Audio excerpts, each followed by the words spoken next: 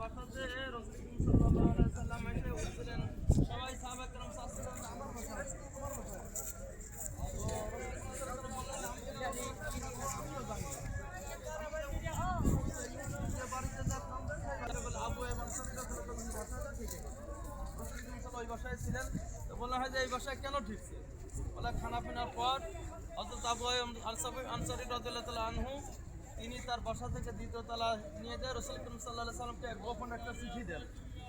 বলেন যে ইয়া রাসূল হাবিবাল্লাহ আমাদের বাসায় একটা চিঠি আছে। আজ থেকে প্রায় 400 বছর আগে। এমন আছে না? এমন বলে। এমন দেশ আছে এমন। এই এমনের সঙ্গে সৌদি আরবের যুদ্ধ হচ্ছে, যাই হোক। তো সেই দেশের এক বাদশাহ তুমি এক সফরে বের হয়েছিলেন এই দিকে।